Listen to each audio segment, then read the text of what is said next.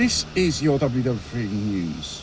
Now, the thing which we're going to deal with today, which is on a Saturday morning, is a thing which appeared on GB News, a news outlet in the United Kingdom.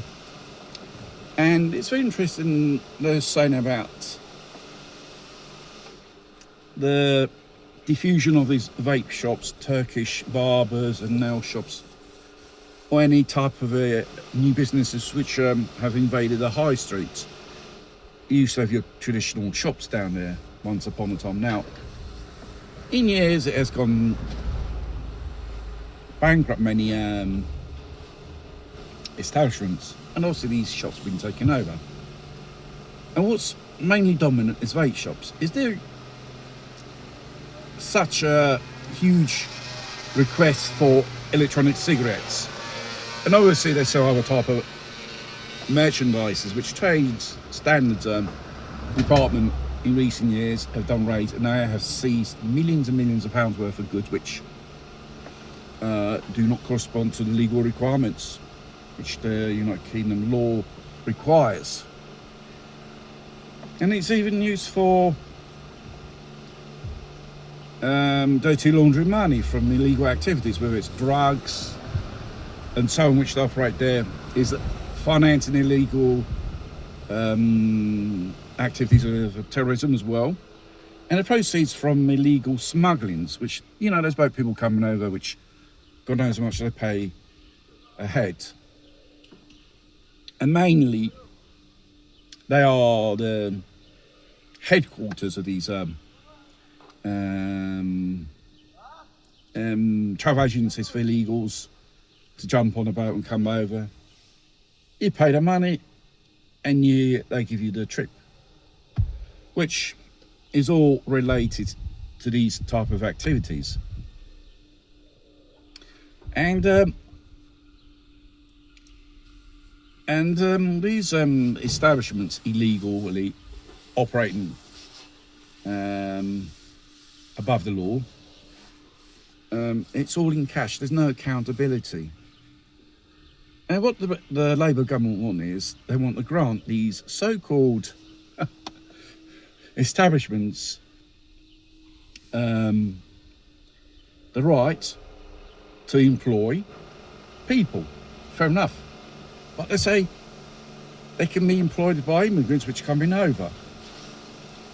And they say, they need a certain qualification. What qualification you need to sell these to work in a vapor shop? And obviously most of these people, regarding a standard education, they do not have, which is required by law in Western countries, or basic education. And this type of racism towards, even in the employment area in United Kingdom, when it comes to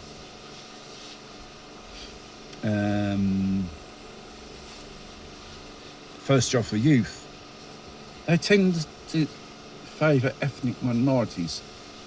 For every British young person, current employment, if is lucky enough to find it, there's 20 immigrants. Well, there's no problem with immigrants, but the fact is they're underqualified, they don't know the language, they're underpaid, and obviously it's more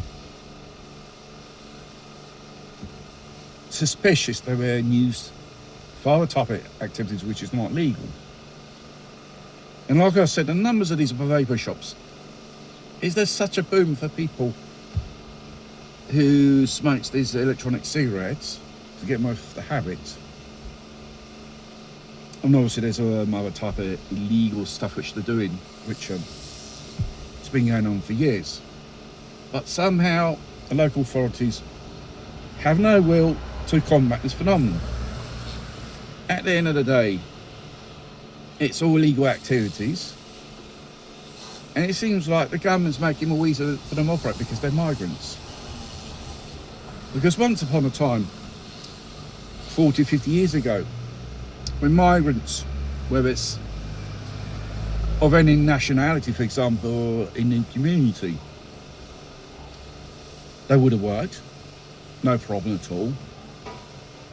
Or they would open up a business, an off license, an Indian restaurant, and so on.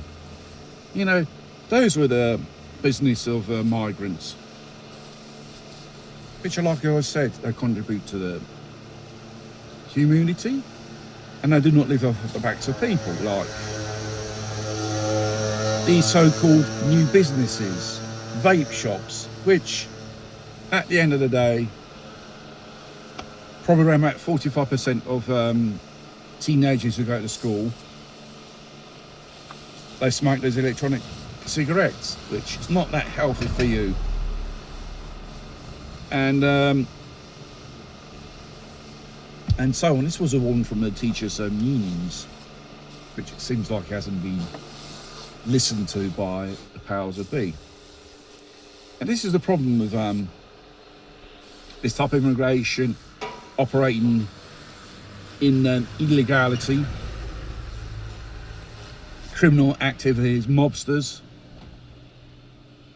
This could be an undercover operation and bring in more people who are from very organised gangs from various parts of the world, as well as Islamic terrorism as well.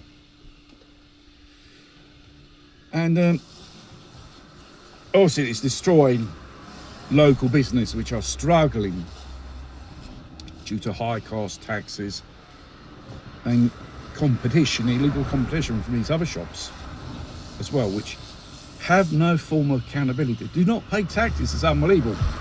You think here in Italy is famous for tax evasion? I think when it comes to small businesses or new recently opened in the last few years, takes the biscuit really.